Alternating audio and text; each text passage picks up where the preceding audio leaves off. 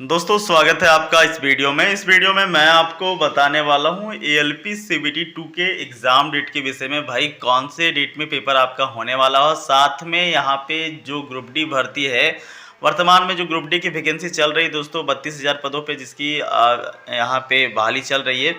भाई इस पे कोर्ट का क्या आदेश आया हुआ है, इस विषय में मैं आपको जानकारी देने का प्रयास करूँगा इस वीडियो के माध्यम से। भाई देखो, यदि आप रेलवे के किसी भी एग्जाम की प्रिपरेशन कर रहे हो, जैसे group D, ALP, technician, NTPC, undergraduate, graduate, JE, paramedical categories, भाई किरण पब्लिकेशन की तरफ से यहाँ पे जो है कई सारे पुस्तक आपके लिए अवेलेबल है। जैसे कि आप मैथमेटिक्स का लेना चाहो तो स्पेशली मैथमेटिक्स के यहाँ पे आपको देखने को मिल जाएगा, जिसमें जितने भी पेपर हुए हैं रेलवे के, सारे पेपर को यहाँ पे सिलसिलेवार तरीके से कवर किया गया है। सारे क्वेश्चंस यहाँ पे चैप्टर वाइज, टाइप वाइज सब कुछ कवर किया गया है, ठीक है। इसी प्रकार से रीजनिंग का भी आपको देखने को मिल जाएगा, इसी प्रकार से जनरल नॉलेज का देखने को मिलेगा, और इसी प्रकार से दोस्तों आपको जो है वो सामान्य विज्ञान यानी जनरल साइंस का देखने को मिल जाएगा। तो आप अपने हिसाब से इसे ले सकते हो, आपके लिए काफ़ी हेल्पफुल साबित होगा दोस्तों। आप यकीन मानो, अगर सारे के सारे प्रश्नों को लगा लेते हो तो एक भी प्रश्न आपका आपके पेपर में बाहर नहीं जाएगा, ये मेरी गारंटी है।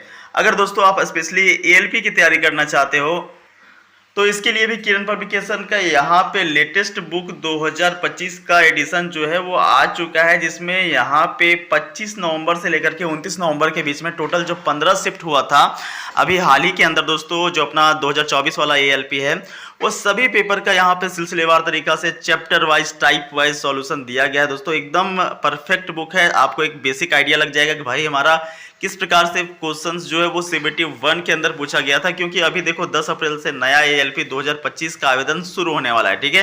ये देखो, ये बुक जो है वो आपको हिंदी इंग्लिश दोनों में मिल जाएगा, ये भी हिंदी है, ये इंग्लिश है, ठीक है। तो जिसमें भी आप कंफर्टेबल होंगे उस मीडियम में आप अपना बुक को परचेज कर सकते हो। भाई लिंक मैं आपको डिस्क्रिप्शन में दे दूंगा, नहीं तो आप चाहो तो नज़दीकी बुक स्टोर से भी परचेज कर पाओगे, ठीक है। अभी दोस्तों बात कर लेते हैं सबसे पहले ग्रुप डी के भर्ती के ऊपर। देखो सर, आप लोगों को पता होगा भाई, कल के डेट में कोर्ट के अंदर हियरिंग था, इसका सुनवाई था। अब देखो इसका क्या रिजल्ट निकला है दोस्तों, ये मैं आपको बताना चाहता हूँ। देखो रेलवे की तरफ से क्या कह दिया गया कि हमारे पास अभी डॉक्यूमेंटेशन कंप्लीट नहीं है, ठीक है, इस कारण से हमें और समय चाहिए, ठीक है। तो देखो कोर्ट की तरफ से आदेश दिया गया है और यहाँ पे नेक्स्ट हियरिंग डेट आ गया है। भाई कोर्ट में ऐसा ही होता है, अगला सुनवाई होते रहता है, पता नहीं कब तक ये सुनवाई चलता है।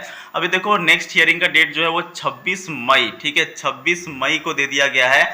अब समझ सकते हो भाई कितना, अभी तो आप पूरा का पूरा अप्रैल का महीना, उसके बाद अप्रैल के बाद मई, मतलब ऑलमोस्ट 2 महीने का टाइम रेलवे के पास में दे दिया गया है कि अभी आपके पास डॉक्यूमेंटेशन कंप्लीट नहीं है। तो भाई आप डॉक्यूमेंटेशन जो है वो कंप्लीट करिए, हमारे पास डेटा को सबमिट करिए, क्या क्या आप कब कब नोटिस दिए हुए थे, और साथ में कब कब ये आप ग्रुप डी के ऊपर आईटीआई का जो है वो लागू किए थे, कब इसे आप हटा दिए, ये सारा कुछ डिटेल आप जो है वो सबमिट करिए हमारे पास में। तो रेलवे वालों ने जो है वो अपना समय मांग लिया। अब देखो इस कारण से कोर्ट के द्वारा 2 महीने का समय जो है वो दे दिया गया है, ठीक है। अब देख सकते हो 26 मई यानी 2 महीने का लगभग जो है वो सुनवाई का डेट आगे बढ़ा दिया गया है। और देखिए दोस्तों, अब यहाँ पे चूंकि 2 महीने का समय बढ़ गया है, तो इस कारण से आप समझ सकते हो कि लगभग जो है वो ग्रुप डी की भर्ती के ऊपर स्टे लग चुका है और ये भर्ती जो है वो रुक चुकी है। क्योंकि कोर्ट की तरफ से ये भी आदेश दे दिया गया कि भाई देखो, अब ग्रुप डी में आप जब तक इसका फाइनल डिसीजन नहीं आ जाता है तब तक ग्रुप डी के रिगार्डिंग आप कुछ भी काम नहीं कर सकते हो, ना ही इसका स्क्रूटनी कर सकते हो फॉर्म का, और ना ही स्क्रूटनी करने के बाद इसका जो है आप स्टेटस जारी कर सकते हो कि फॉर्म आपका एक्सेप्ट हुआ है, रिजेक्ट हुआ है या फिर कैंसिल किया गया है, ठीक है। ना तो अब आपका फॉर्म का स्टेटस आएगा ग्रुप डी का, ना ही इसका स्क्रूटनी का प्रोसेस चलेगा, और ना ही अभी आपका इसका एग्जाम डेट चलने वाला है, ठीक है। तो ऐसी स्थिति में दोस्तों कह सकते हो कि अभी ये एग्जाम डिले होने की पूरी संभावनाएं बन रही है, ठीक है। तो ये तो श्योर है भाई, एग्जाम आपका डिले हो जाएगा, बट इसके ये तो फिक्स है कि यही वैकेंसी चलने वाली है, इसको रद्द नहीं किया जाएगा, ठीक है। आप ये श्योर रहो कि रद्द नहीं होने वाला है, जो आपने भर दिया फॉर्म सो भर दिया, ठीक है, रद्द वैकेंसी नहीं होगा। और ये आप 100% लेके चलो कि ये फैसला जो है वो रेलवे के पक्ष में ही आएगा। अब इसका कहने का मतलब ये है कि भाई 10th पास ही रहने वाला है, आईटीआई जो है वो नहीं लगेगा। क्योंकि देखो यहाँ पे रेलवे आईटीआई कैंडिडेट को बाहर नहीं कर रही है, आईटीआई कैंडिडेट वालों को भी तो मौका मिल रहा है और 10th पास वालों को भी मौका मिला है, मतलब अपनी जो दायरा है उसको बढ़ा दिया गया है, ठीक है। जो फॉर्म भरने का दायरा है दोस्तों उसको बढ़ा दिया गया है। तो ऐसी स्थिति में रेलवे का पक्ष जो है वो मजबूत देखने को मिल रहा है, ठीक है।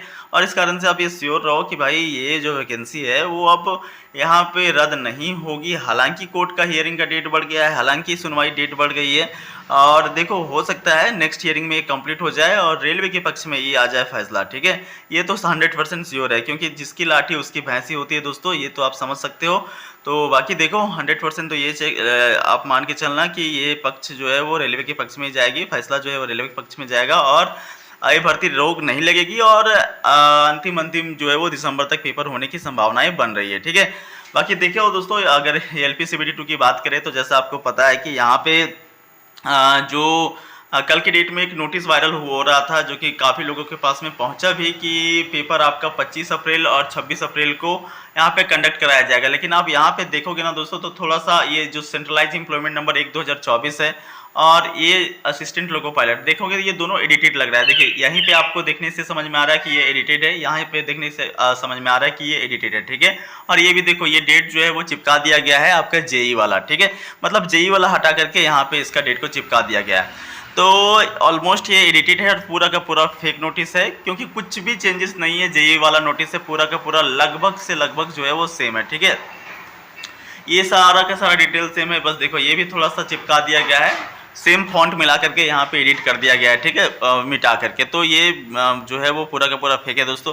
बाकी ये भी कंफर्म है दोस्तों कि यहाँ पे जो लोको पायलट का पेपर है, ये आप भ्रम में मत रहना कि 1 महीना पहले नोटिफाई कर दिया जाएगा, 10 दिन पहले सिटी इंटीमेशन आएगा, 4 दिन पहले एडमिट कार्ड आएगा, ऐसा नहीं होगा, ठीक है। देखो मैक्सिमम टू मैक्सिमम पॉसिबिलिटी दोस्तों ये 20 अप्रैल के आसपास बन रहा है, 20 अप्रैल के आसपास पेपर आपका हो जाएगा। और नोटिस ये जो है वो संभावनाएं बन रही है दोस्तों कि इसी मंथ आपको देखने को मिल जाएगा, 2 से 3 दिन का, मतलब 31 मार्च से पहले पहले आपको ये नोटिस जो है वो देखने को मिल जाएगा, ठीक है। तो ये तो दोस्तों कंफर्म, ये तो कंफर्म आप रहिएगा कि 1 महीना पहले आपको नोटिस नहीं मिलेगा। कि ऐसा आप मत सोचिएगा कि भाई 1 महीना पहले नोटिफाई करेगा और आपका अप्रैल मई में फर्स्ट वीक में पेपर लेने वाला है, ठीक है। तो 15-20 अप्रैल के आसपास मैक्सिमम टू मैक्सिमम जो है वो 20 अप्रैल के अराउंड आपका पेपर होने की संभावनाएं बन रही है। बाकी दोस्तों जैसे ही देखिए कुछ होता है, कुछ भी हलचल होती तो भाई चैनल के माध्यम से मैं आपको अपडेट कर दूंगा। चैनल को सब्सक्राइब करके रखिएगा, ठीक है। मिलते हैं नेक्स्ट वीडियो में। वीडियो पूरा देखने के लिए धन्यवाद।